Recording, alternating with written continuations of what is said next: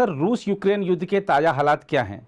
क्या ऐसा लग रहा है कि अमेरिका अब यूक्रेन को मदद देना बंद कर सकता है? एक और सवाल इसमें मैं जोड़ना चाहूँगा सर कि जो व्लादिमीर पुतिन हैं, यूएई जा रहे हैं, सऊदी अरब जा रहे हैं, तो इनका इन यात्राओं से क्या आशय है?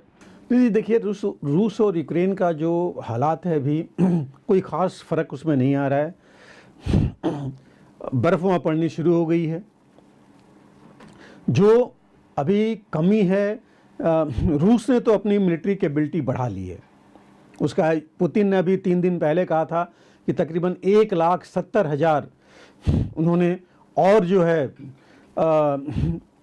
कॉन्स्क्रिप्ट्स किए हैं, मतलब सोल्जर्स उनके और उन्होंने ऐड किए हैं, बढ़ाई है शक्ति उन्होंने। 1,70,000 बहुत होता है वहाँ के लिए। और रूस जो है अपनी कैपेबिलिटी हर एक चीज़ में उसने ड्रोन्स और बढ़ा लिए हैं, मिसाइल्स और बढ़ा लिए हैं, और वो जो है अटैक्स किए जा रहा है, खासकर डोनेस्क रीजन में और ओडेसा में भी उसने शुरू कर दिया है। तो नुकसान काफ़ी होता जा रहा है यूक्रेन का, सैन्य क्षमता का भी, और बाकी जो इंफ्रास्ट्रक्चर है और बाकी है उस क्षमता है उसकी भी होती जा रही है। यूक्रेन में अभी भी देखिए वहाँ की उनके पास साजो सामान की कमी है। वो अपने ड्रोन्स भेज रहे हैं। अभी जो लेटेस्ट 3 दिन पहले की न्यूज़ थी कि उनके 27 ड्रोन में से 26 को मार गिराया था रूस ने।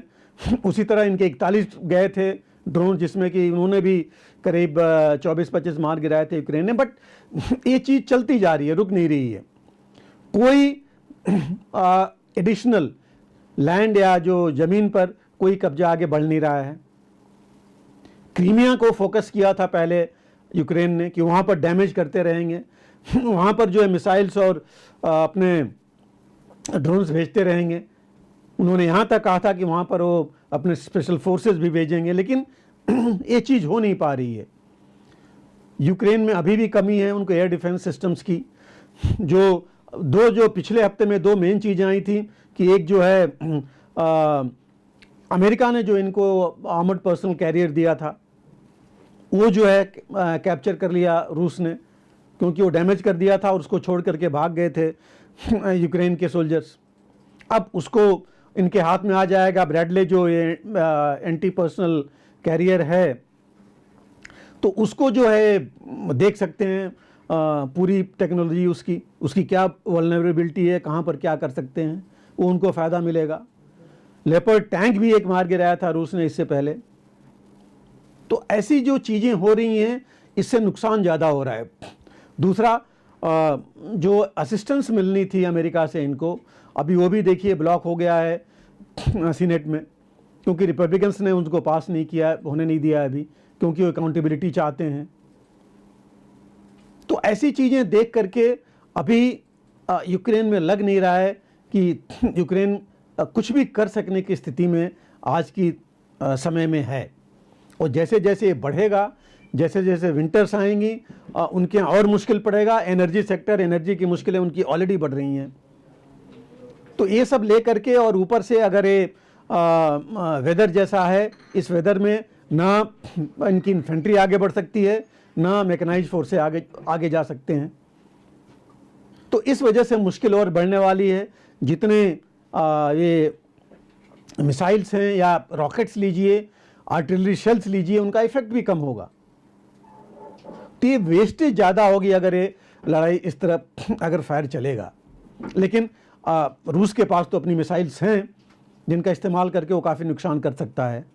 और ऑफ कोर्स ये जो इजराइल और हमास की लड़ाई चल रही है, वो ओवरशैडो कर गई है, ज़्यादा ध्यान वहाँ पर है। पुतिन भी देखिए वहाँ की डिप्लोमेसी कर रहे हैं।